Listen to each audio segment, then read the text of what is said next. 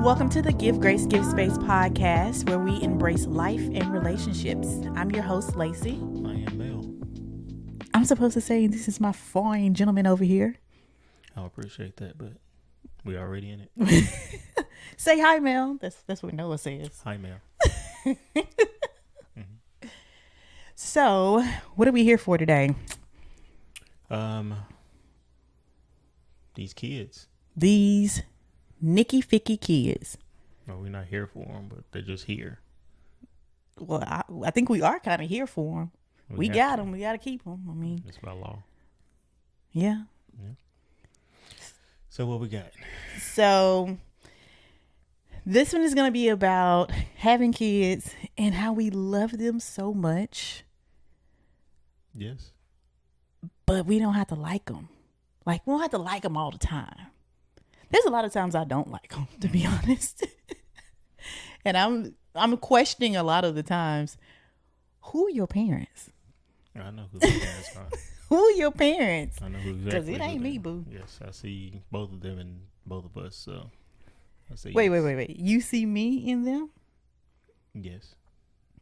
I feel like it's all you, especially No, based on that letter that your mama let me read. There's you, boo. You talking about facial features? I'm talking about actual real life events. No, I meant that too. Oh, well, yeah. So we have such like unconditional love for our kids, right? Yes. What is that? I don't know. You go. What do you think unconditional love is, or what is it for you?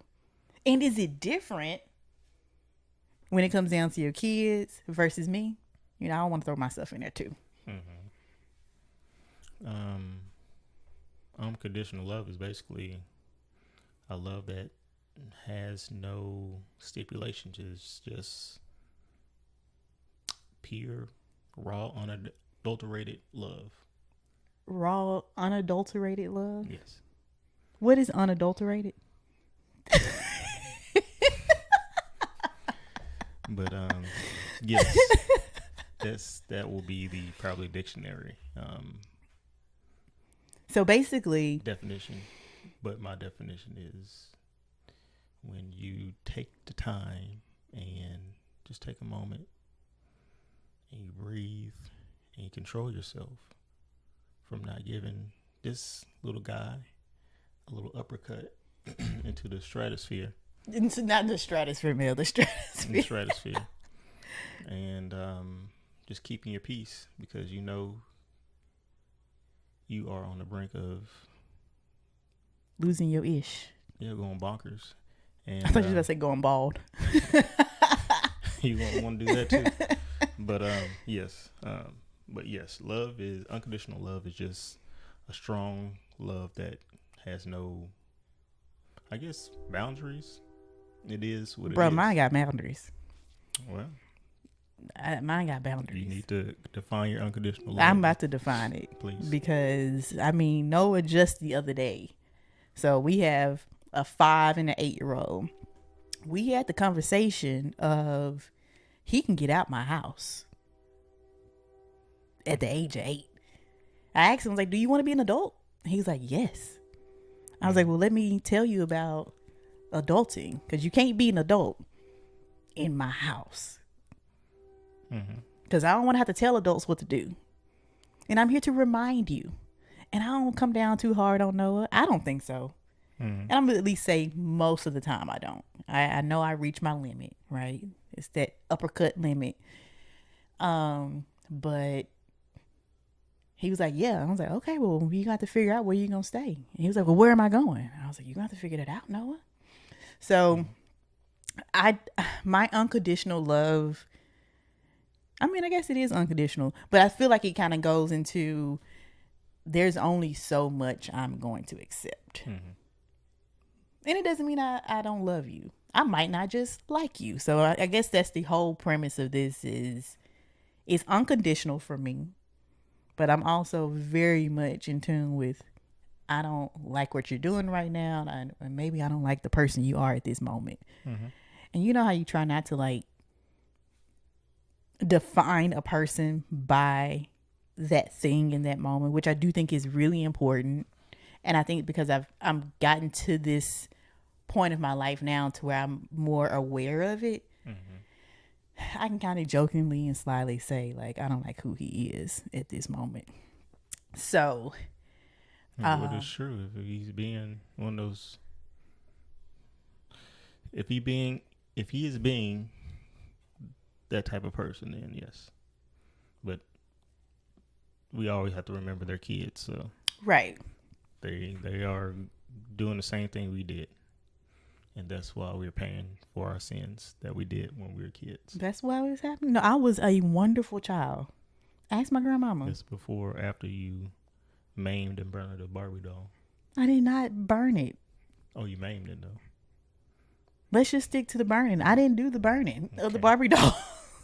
They should have stopped buying me Barbie dolls. Like, I don't like dolls. So maybe there was different. You know what?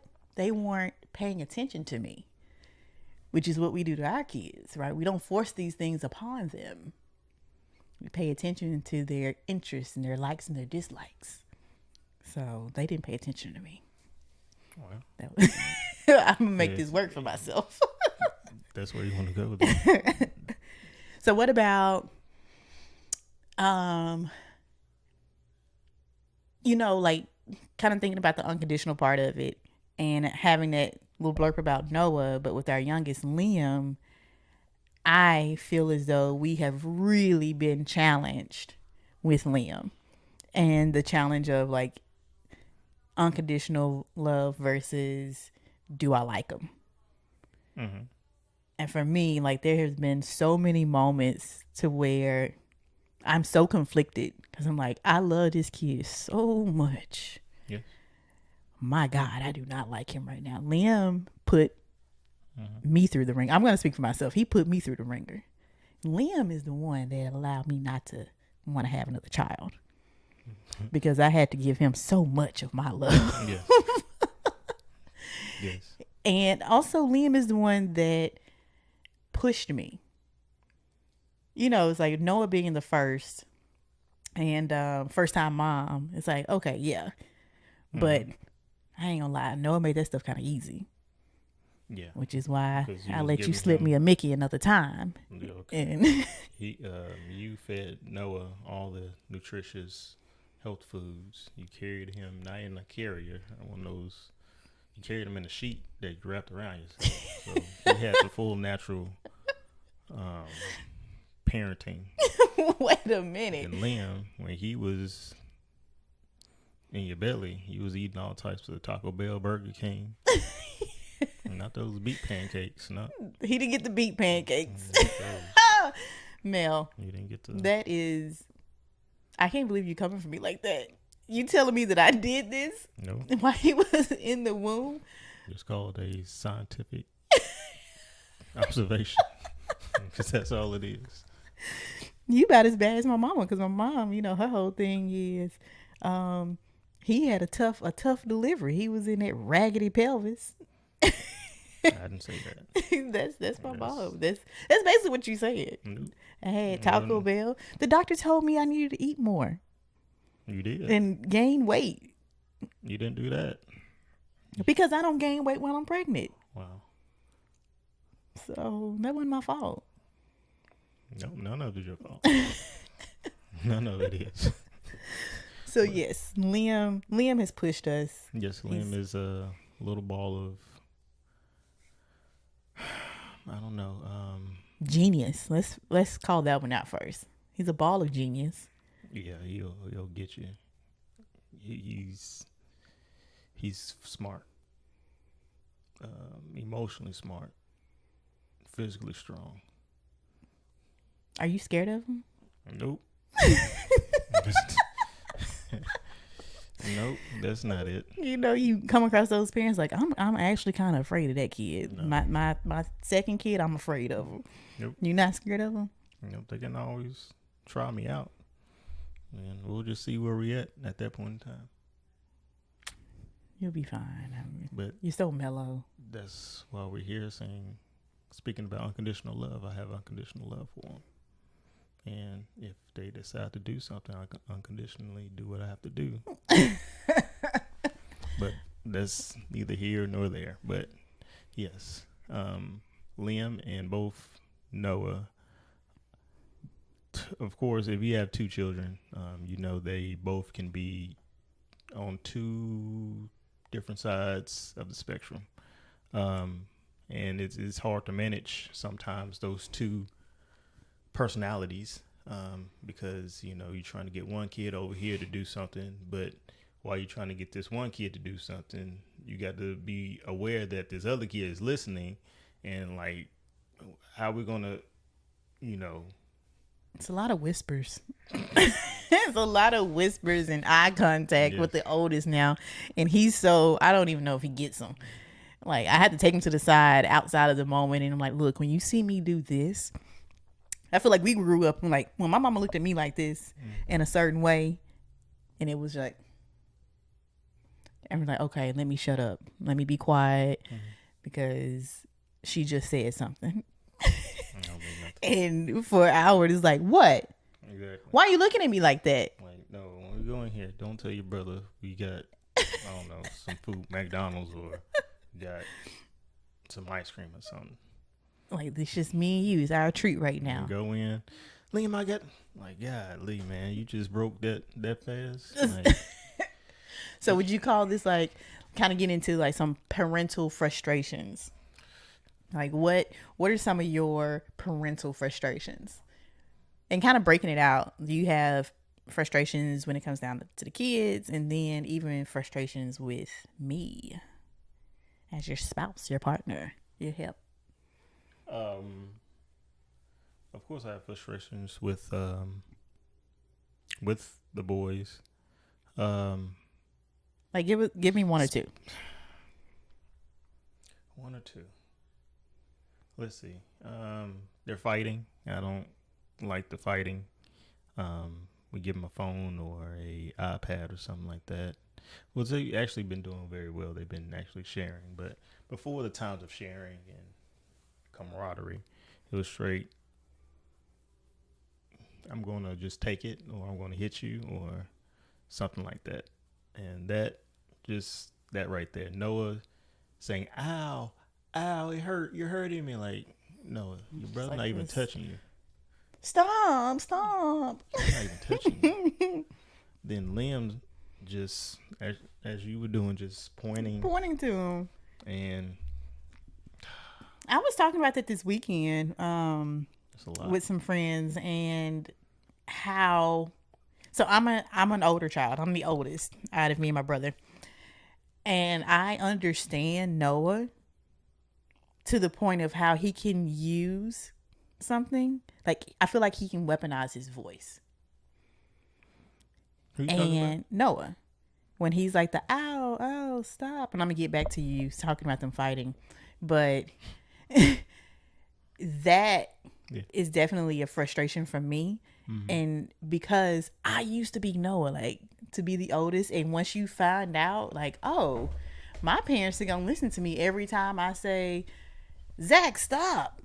Leave me alone. And now it's no question. There's no question of what has happened. It's leave her alone. And I feel like he's done that.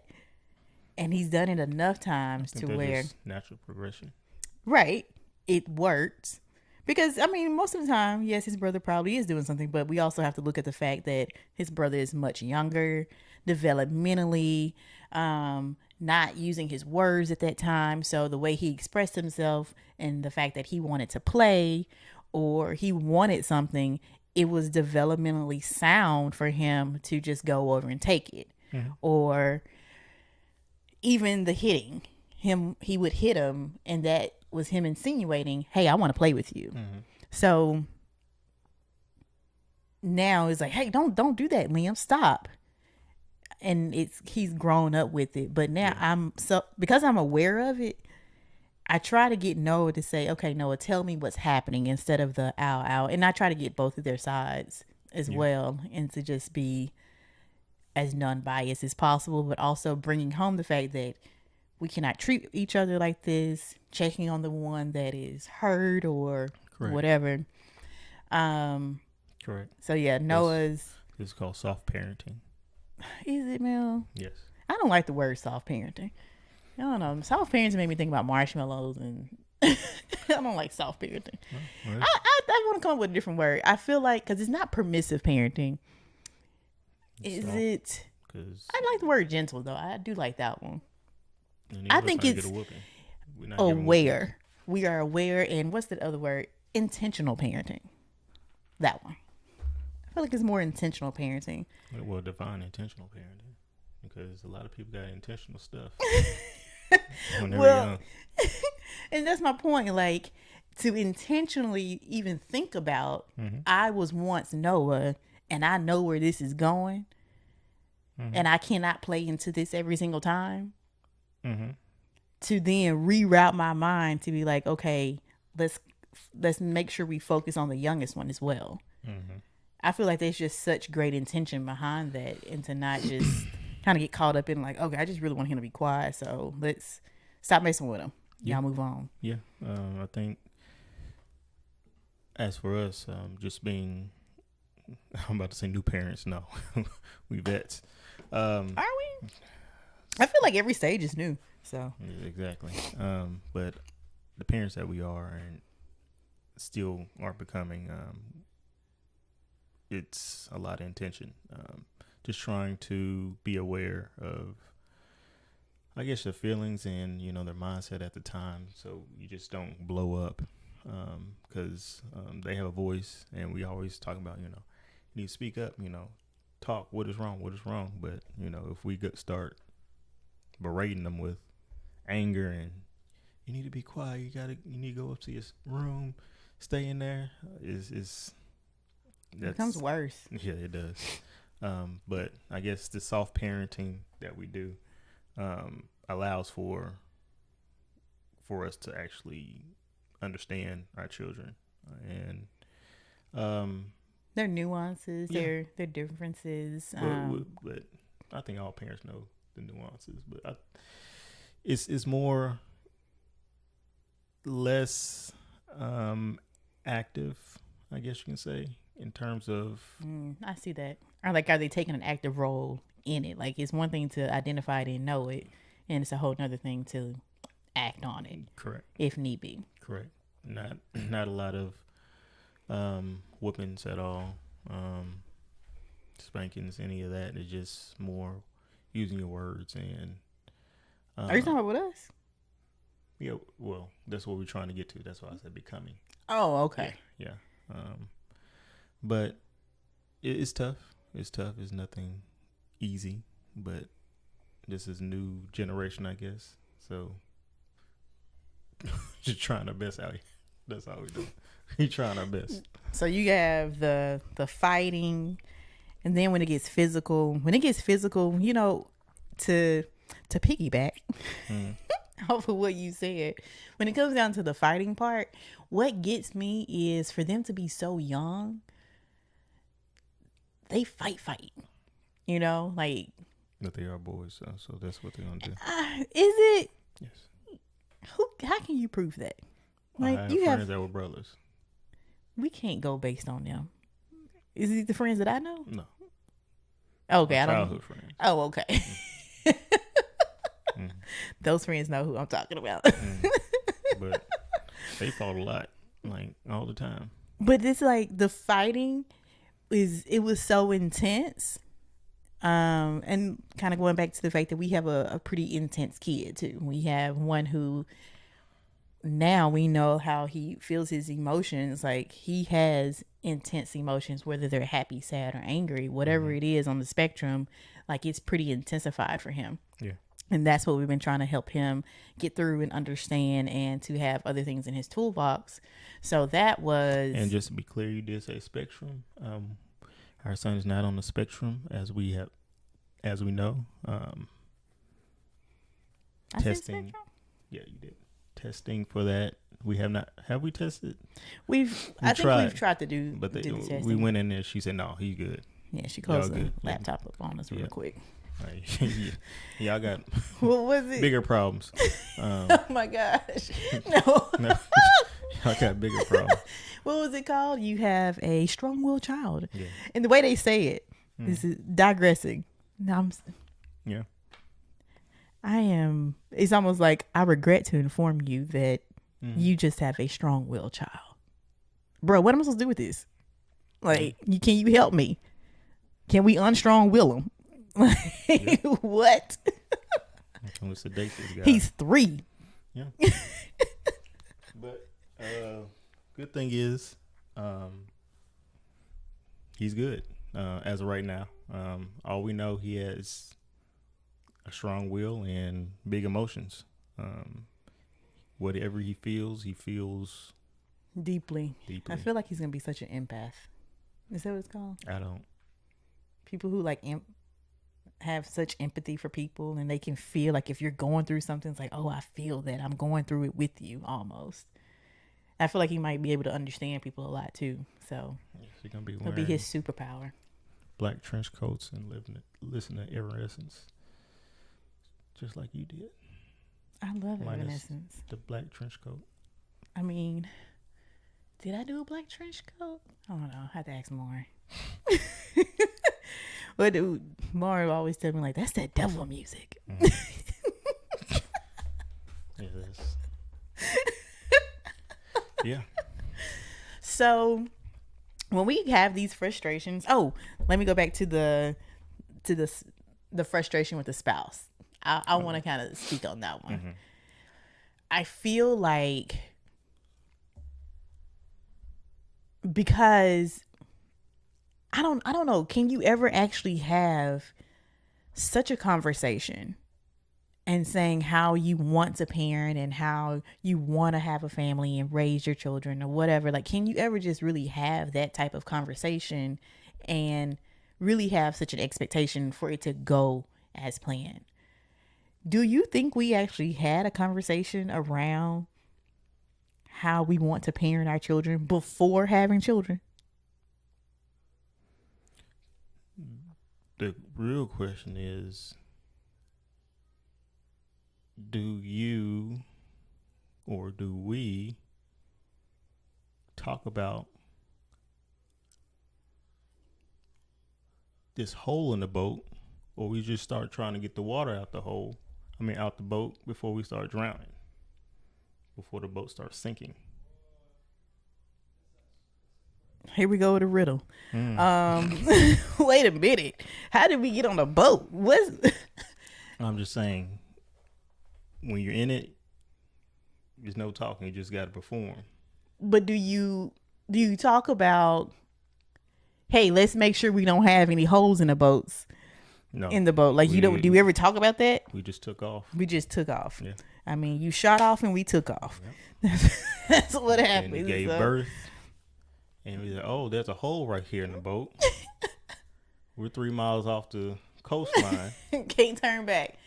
It's just us, boo. It's just us. So, I okay. paddle a little bit. You getting the water out, and you start paddling a little bit. I get the water out. We both holding the baby. It's a lot. Taking turns. But, yeah. So, I would say, for me, and knowing like, well, you know, but they'll come to know, like, I'm really big on educating myself. And I feel like anybody that says, because I used to be one of these people, oh, you'll figure it out. Once you have a kid, you're going to figure it out. And not that you don't. I definitely think you do. You can.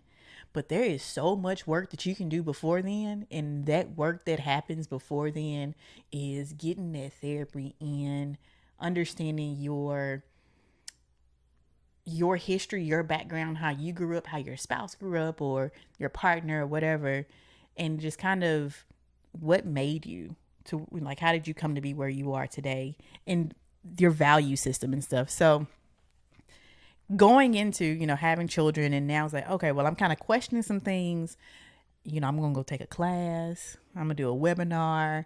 I'm going to be on everybody's free guide. So anybody that's talking about children and helping them mentally, spiritually, you have guides, send them to me. Put your handles in the comments, and I'll go check you out, and I'll sign up for all the guides and interact with your pages. But for me, are you talking about giving birth? No. Okay, great. Okay. I'm leading up to this. For me, you didn't do that. you don't do that. And you always tell me, like, just let me know what you learn. And I feel like I was like, okay, fine. I'll let you know what I'm learning. So kind of getting into the frustration of parenting and maybe even the frustration of being a mom and kind of the role. And we'll have to do a whole nother episode on this, talking about our roles. But not only was I taking on learning something new, dismantling things that I probably no longer believed in or didn't want to hold on to, but then I was also in charge of teaching these little babies, and I'm calling them babies because they're just so young, but teaching the boys, demonstrating it, having to demonstrate it, and then also coming back to you to teach you as well. Correct. Yes. That because I'm not privy on reading. You're not what? Privy. Define privy for me. I'm not. My word or my definition of privy. I am not. Let's see. I need Merriam-Webster's definition first. What am I? I'm not accustomed. There we go. I'm not accustomed to reading this information. I just need to know what to do so I can just do it. Because if I start reading it, then it will be like, first of all, what am I reading? And second of all, it will be, I don't want to read this anymore. There we go. I just told you I'm not privy. We go. I'm not going to lie to you. I don't want to read this. So just, it's a frustrating point for me. And I feel like I had to get to this point to tell you, and it was probably this year that I told you, like, look, I can't be reading this stuff, not only reading, but seeking the information, engaging in it, reading it, learning about it, teaching it, having to learn it, having to recall it, and then come back to you and be like, okay, here's a list of things. And now I'm on high alert. Like, that's not right. Like, that's not what we're doing. And the thing is that we never actually agreed on what we were going to do. No. It was me finding out all these different ways and implementing them and then having to come back to you. Mm-hmm. And I'm like, well, I don't know if I said that. So then I don't like telling you what to do. You are an adult. I don't mind conversing and going back and forth with you on what to do. But to just tell you, I feel like I shouldn't have to do that, and it's not my place. So that became one of my frustrations when it comes down to parenting and as it dealt with you. I do think we are in a much better place. Yep. Maybe because I'm not doing all this reading and we just in therapy. So yeah, kind of take the blunt of that off the both of us. But do you have any? Frustration with you? Mm-hmm. Just a lot of when I wasn't reading the material, I would be doing things I was supposed to be doing. Then you pull me to the side and say, you're not supposed to be doing that. If you had read the material, you would know this, basically. So I'm like, okay, thank you for being passive aggressive towards me. Oh, that was me being passive aggressive. And I just learned from my mistakes and just kept it going, and it works. And I was really trying to figure out where you were going with this. I'm like, what? Oh, it was me being passive aggressive. I'm pretty good for that. But yes, I just learned from all the stuff that you have told me not to do. And I did better. And I'm still doing better. So basically just don't end it with, you would know this if you would have done X, Y, and Z. Just let you know what you need to do. Or at this point, it don't matter what you say. I'm just saying, going forward, I'm just going to do whatever needs to be done. How you going to get the information? Am I going to tell you, or you probably going to say, I sent you a video or email. Lord, please don't let it be on Instagram, because we know you ain't checking none of my videos on Instagram. No, I don't. But you stay on Instagram. This week I have been watching your stuff. That I sent? Because I ain't been sending you nothing. See, you send me so much stuff, we don't even know what you sent me. I know I ain't sent you nothing. You sent me like 3 things. Come on. Okay. All right. That's how much stuff you send me. Whatever, man. Okay. Back to what we were saying. Mm-hmm. So I think navigating from a frustration point with our spouses, we had to get to this point of being honest. Would you say? Yeah. And I did, once again, a whole nother probably episode or something, but I don't like being in conflict with you. So I would tend to hold my things and be like, okay, let me just get through this. Let me do it. If this is what's going to help him, it's not like he's saying no. He ain't saying he ain't going to do it. He's just saying, I'm not going to read it. So here I am, and I can at least give it to him. But also having to be... That's why I had to be quiet. I couldn't say nothing. Like, when you told me you should read this stuff or look at this stuff, and you wouldn't know, how can I argue with that? Because I didn't do any of it. So I just did what was told. I get that. Mm-hmm. But at the same time, it's like, I don't want to tell you. So, but I think we've gotten to that point now to where I can tell you now. And I feel like recently I've probably been like, I don't want to do that. Like, I don't have the capacity. Like, it's just another thing on my plate. And I think when we kind of talk about these roles that women almost tend to take on as moms, and it's almost like an innate thing. Yes. You know, yeah, we both work. Yep, we both cook. Yep, we both do this. But then women tend to do most of the scheduling, figuring out if the kids are sick, getting them to the appointments. And, you know, it's just so much. And all those little things kind of add up. And I've now gotten to a point where it's just like, yeah, I'm not going to be able to do that. So I don't know what you're going to have to do, whether it's going to be an Audible book or something. But for me? Yeah, just if it's just something new. Like, I just need you to read this. Break it up into little pieces. I haven't read anything. Tell the people that you ain't doing nothing. I haven't read anything. Well, I haven't sent you anything lately, so I was just wrapping that one up. But yeah, it's tough being, well, we're speaking in privilege because not all households are two-parent households. This is true. Some people out there trying to maintain, going at it alone, doing all the scheduling and prep work and future planning and all that stuff by themselves. And you got to commend them because we sitting here arguing. Well, not arguing. We're just talking about what we've been through. And we had each other. That's true. Some people don't have anybody. So shout out to y'all. Y'all keep doing what y'all doing. Don't give up. Because if you give up, then we're going to have the kids out here running rampant. No, it's probably the privileged kids probably going to be running rampant. Y'all just stay in there. That's all. Just stay there. You talking about everybody, right? Yeah. Oh, okay. I'm just making sure. Men, women. Everybody. Okay. It's tough. 1 kid, 2 kids, 5 kids. Kids in general are tough. So just stay with it. Stay the course. So, and then it also just, these moments of frustration, I feel like we had to take a step back and figure out how to make it a teachable moment. Question: do you think all moments are teachable?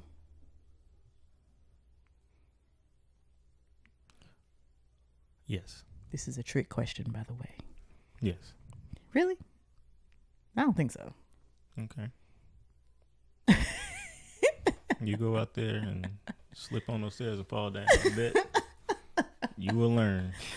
Sometimes I don't have time to teach you. I just need you to like get with it. Oh, you're talking about moments that for the kids? Yeah. Oh, okay. All moments with the kids are teachable. Well, if you put in that sense, then that means you are teaching them. Like, you see what happened, then bing, bam, boom. Yeah. No, those moments are difficult because you have to actually stop and check in. Yep. Validate. Yep. And try to get their perspective on what's going on. Those moments are hard, especially you knee deep in whatever you're going through, and they doing something and you just don't want to do it. Sometimes you just have to do it. Just can't get away from it sometimes. But yeah, I understand what you're saying now. Yeah. So the whole Noah and Liam fighting and things like that, and now it's gotten better. But I do think that has gotten better, especially around the electronics, is because we have started to limit electronics for them. Yeah. Like, it's really just on the weekends now. Every now and then throughout the week, they might get a phone or a computer. Or they do use a computer for homework. Yeah, so. Computer for homework. But like a phone to just really play games, and having to have these conversations outside of the moment. It can be just a random conversation coming home from school and we're talking about, hey, how are we going to share when if you wanted to have the phone and play your game or whatever. So it, in my opinion, and I'm rolling into like the discipline aspect, I've found that we talk about discipline in children, right? We have to discipline children. Well, discipline means to teach them. So how are you going to teach them? Whoop them. Sorry. Oh, did you say whoop them? Yeah. That was just he don't me. Mean that because you ain't whooping nobody. So that's true. I'm not. So how are we teaching them? But that really goes back to us having to understand and know how to teach and what to teach, and being grounded enough. And what you said, we're so blessed to be a 2-parent household to be able to even hold that type of space, because we still get stressed out and stuff like that, right? We still have things that we have to do, responsibilities, but... And that's 2 parents now. Being stressed out with 2 parents. Just think of 1 parent. Right. With multiple kids. So the discipline aspect, what I've come to realize is the discipline actually starts with us.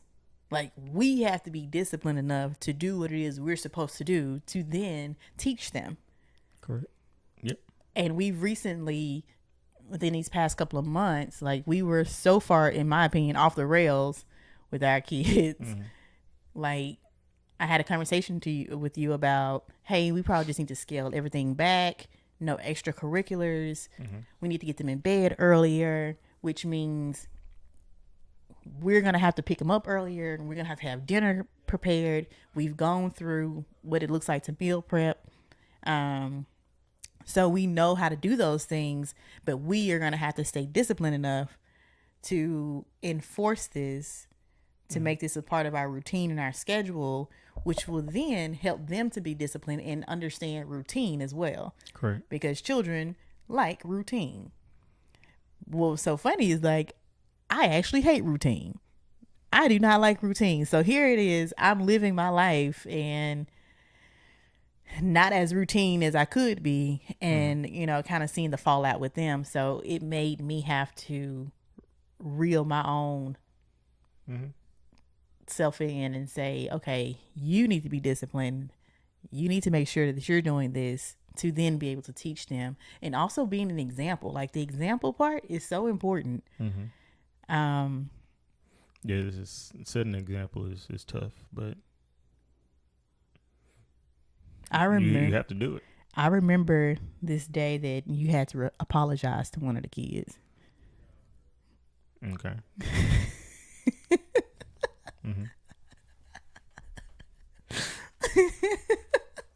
Go ahead. Do you remember this? I had to apologize to him several times. How do you feel about apologizing to him? How do I feel? Conflicted. But I see the importance of it, but it's still conflicting. I remember talking to you. It was like, Mel, you're gonna have to apologize. Apologize for what? Did you? No, you apologize for what? Did you see what he did? Like, he did this. I'm like, Mel, you're gonna have to apologize. Like, this is a learning moment for him. He gets to see I his wasn't that dad. outright. No, you weren't outright. I have to. First of all, your inflections don't change too much, so I do have to beef it up a little bit more to show the difference. Yes. in you speaking. You got me out here sounding like I don't know. Okay. Note: Mel was not that irate. It was probably in this same tone of him saying, "Apologize for what?" But I feel like it was really important because although you felt as though he needed it, whatever was happening at that time, it was still against what we've been teaching. You know, and I know it will call us out like, you're yelling at me. Well, if we're going to talk about let's not yell and we respect one another, we have to be able to show that. And it doesn't mean that we won't make that mistake and we don't ever yell. Oh yeah, but you do. I'm actually really glad that he sees that. And he'll call it out. Like, we're not to the point to where, like, don't call me out. I don't know. Sometimes I do be like, just stop. Don't talk to me right now. But he'll call us out on it. And it's most of the time it's true. So us being disciplined and disciplining our kids is so important. And keeping them on track. Yeah.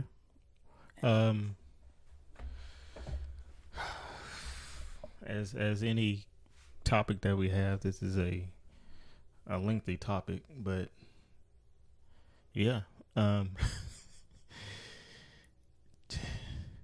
don't know. It was just one of these days. I don't remember. I think we were just up in the room and preparing for bed, for them to go to bed, and we're just sitting there reading a story, and I think that's when I had Liam, our youngest one, and you were sitting there, and Noah was sitting there, and we were sitting there reading a book, and I was like, this is surreal. Like, I would have never thought of doing this. Doing what? Reading a book? Or just being there as a family? Just being there as a family. Like, it's still surreal to me. Just not because I never had a family, and just, we never, I don't know. It was just that we were just together at that point in time, and we're just, wow. Like, how many people do this? I see what you're saying. Who is doing this like this? Probably not many people. Hopefully a lot of people. Yeah. Hopefully. Maybe it's our generation who's doing it. This soft parenting thing. Or even just kind of getting away from the soft parenting. I feel like the part that I'm hearing you say is the fact that our entire unit was together. Correct. Because I feel like a lot of the times, you're just like, okay, we got to read a book tonight. Like, I feel like parents are probably reading books to their kids, right? But you're probably rotating. Like, okay, you read the book tonight, and I'm gonna go do X, Y, and Z, and then we kind of rotate. But to have this moment of like a one unity, being a unit, it was peaceful. Yeah. Yeah, we got through it. And oh man, that time last year, nope. Oh my God. Yep. I remember like last year, most of the time walking out that room crying. Yeah, it's tough. But with discipline and consistency, you too can have a peaceful night with your kids. He's selling that one, babe. It's tough, but as I said, you just have to be consistent and be what's that word you use? Intentional, and allow that unconditional love to shine, because you go through a lot, especially if you're a single parent. You already going through a lot, and you just gotta understand, like, this is a child. The child is going to do child things. But let's kind of put a plug right there, because what do we see as child things? And I feel like that's the part that my eyes have been open to as I've been understanding child development a little bit more, and especially like the brain development, One being, the part of the brain that's not fully formed until like the mid-20s, which helps them to regulate their emotions. Like, we are asking kids, we're telling them, stop all that crying, don't do this, don't do that, get it together. And we're not even being an example to show them how to do it, ways that you can get through it. We just want them to cut it off for the most part. But then coming to find out, like, to even be able to have that ability is not until the mid-20s. Doesn't mean that it just automatically snaps on then, right? It's like, hopefully up until the mid-20s, you have been working that muscle out.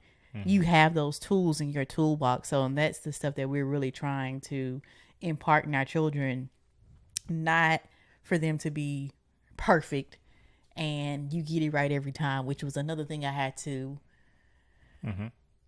get over. Like, oh, they've done this right a couple of times, I expect them to do it right every time. Yeah.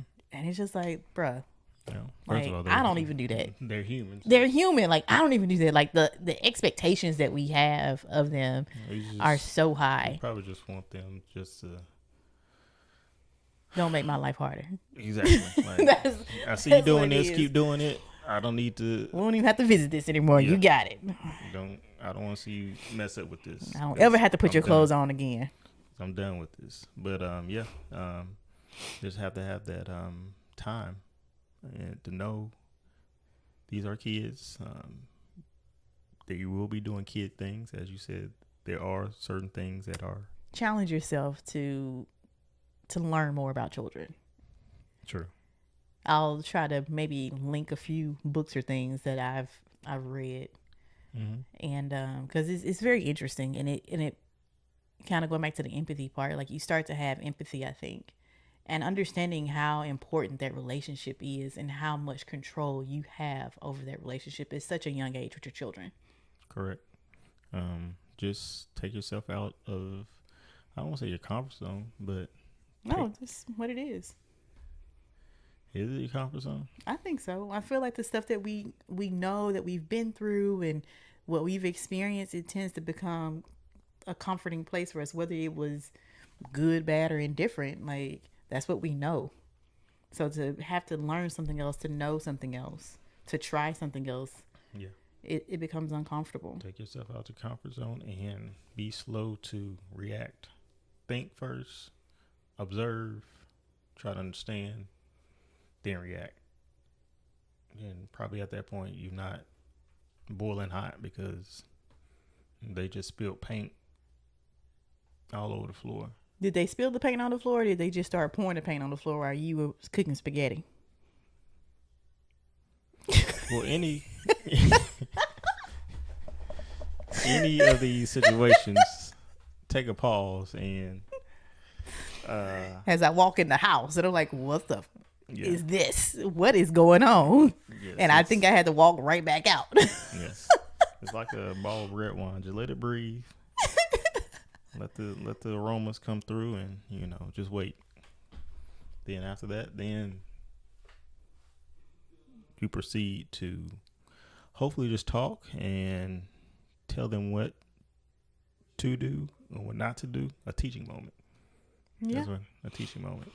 Because if they see that they done something crazy and bad, and you sit there and you just got, I don't know, a blank face just looking at it, and you come back to yourself, you do like that, you're like, okay. They probably gonna get scared. And is this what you do? No, I don't do that, but I thought about doing it. Just going to dead face. Okay. All right, guys. What, Daddy? What? I'm just gonna. What, Daddy? Why do you look like that, Daddy? Just hit him with that, and then. Then know what he should with. I'm scared. Don't worry, the monster is gone, son. The monster is gone, son. It's gone. But just take your time. It'll pass. But anything else? No. Wrap it up with. Wait a second. Self-care. I remember you talking about self-care. parental self-care. What is that? What are those things that you do to give yourself a break? Okay. Tell the truth. What? How do you give yourself a break? What are you talking about? I just want you to tell the truth. Go ahead. Keep going. I don't know what you're getting to. But yes, just take time. What I remember a reading or I don't know, something I heard because I didn't read it. I was privy. Yeah, there you go. You know, there gonna be some times where you just got to leave the room, and just collect yourself, and that's fine. But that's a part of the self-care because you do have to leave. And oh, really? I kind of put that in the bucket of my frustrations and how am I dealing with it. yeah, but it's self-care because you getting your blood pressure all up, and you're probably on the brink of having diabetes, so you got to protect yourself at all costs. As Noah told me, are you stress eating? Yes. Then that sets you off there. No, that did not set me off. You set me off. You set me off when I saw you laughing at him. Yeah. Wasn't stress eating. It was eating for the first time of the day. Stressfully.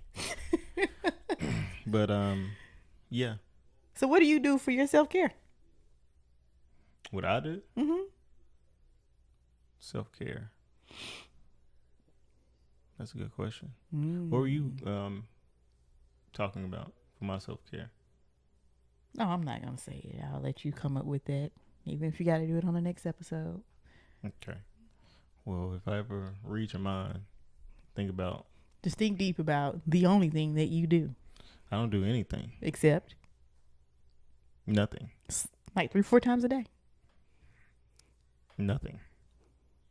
I'm just going to go ahead and talk about my self-care. Yeah.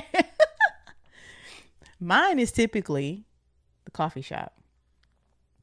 But it's so expensive. I've actually gotten to a point where I'm thinking about making my own cup of coffee and just going out there and sit on the patio. Mm-hmm. I feel like I've spent enough money there to where they're just going to be fine. Like, hey, Lacey. Hey, Sean.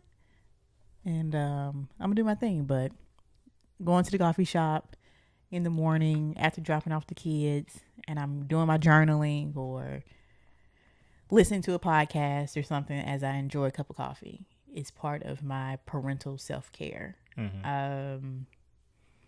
What else? I feel like I can do quite a bit of things. I like just going and walking around in the store. Sometimes. My store runs by myself. It's supposed to be really short, but then I realize I've gone for a while. I'm like, God dog it. Mm. Mel's probably thinking, where is she? But then again, I'm like, Mel's not thinking that. Mel knows what's happening. Yep. So I would say those are like my two things. Mostly though, the coffee. I know what you're talking about. Yes. My bathroom breaks. Uh-huh. Yeah, that's what I do. Mm-hmm. I take my bathroom breaks 2 to 3 times a day. And that's supposed to be my self-care. That's what Lacey classified my self-care as. Would you not classify it as self-care? It is normal care because you do need to use a restroom. Okay. Mm-hmm. Yes.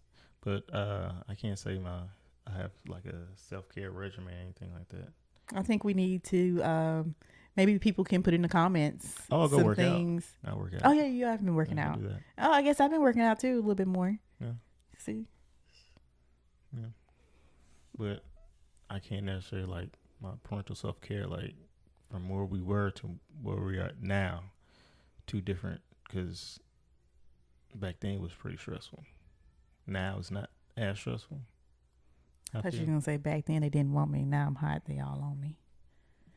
They were all on me from the beginning, stress, and it's still all on me. But it's not as much because I know how to manage my stress a little bit better. But that's a whole nother episode. How we manage stress. That's a good one. Yeah. Very good one. But yeah, what about for the parents they're just one, parents of one. What can they do? Parents of one. We can't speak for you. We just throwing out some ideas. Throwing out ideas. I mean, when you're not here, I actually really like those moments when you're not here and you go out for the night or something like that, because I'm not having to think about you. It's just me and the boys, and that's really easy. That's what I do when you leave. It's just me and the boy. I'm just doing whatever. I'm just doing whatever I want us to do. We do all the arts and watch movies or whatever, putting in the bed, and I find that time to relax. Most of the time I like watch a movie, because I'm also not having to think about like, oh, will Mel want to watch this? Does he not want to watch it? Mm-hmm. But baths, I think, is another good one. Just to kind of, how can you amp up your bath time a little bit? Like I want one of those trays now. But I remember when I got the pillow to go into the bathtub, into our soaking tub. You put the lights in there to where now we can change the color of the lights, the mood in the bathroom, the speaker, and I would be listening to a book while I'm in there. So that's another one. I'm trying to think of things like I do in the house. I did just get a karaoke mic that everyone in this house absolutely loves. So karaokeing is another one. And I feel like that's don't shake your head. That's another good, like, bonding. It allows us to even get silly together. We start dancing and all this other type of stuff. So even when the kids go to bed, I know it was something that I serenaded you one night, but I would literally just sit there by myself and sing. That's what they call torture now, serenading. They call it what? Huh? Go ahead. Did you call it torture? No. Okay. Okay. Go ahead. So I think that's another one. Or even going as far as like, do you have a friend that can watch your kid while you go out on a date, or whether it's a date by yourself or a date with another person? You do on date to Target. Meet me at Target. Wait, no. You by yourself. Sephora. Oh. You told on yourself. I didn't say anything. Ulta. Now they putting the Sephora beside the Target. Ooh. I'm excited. But yes, for all the single parents, moms, dads, try to get some time for yourself. It's tough especially if you have them full time, 24/7 with children is I can just imagine it's tough. And check on your single friends. Yes. Because I feel like I try to keep up with my single friends and see if we can help out in any way. Because honestly, I like having more kids over at my house because my kids are going to play with them instead of me. Yeah. It makes it easier. Yeah. Just make sure y'all taking care of yourselves. All the single, well, just all the parents in general, take care of yourself. I have all the songs in my head. Like, all the single ladies. Take care of yourself. Make sure that you are healthy mentally, you're healthy physically, healthy spiritually. Just pray, meditate, do whatever you have to do to get yourself into a peaceful mindset and not be stressed out so much, because it's easy to get in that rut. So take care of yourselves. I love how you just wrap this up with a nice little bow on it, and you give such encouraging words of wisdom. And I'm over here, all the single ladies, and I'm getting ready to wrap it up with, you can love them, but you don't have to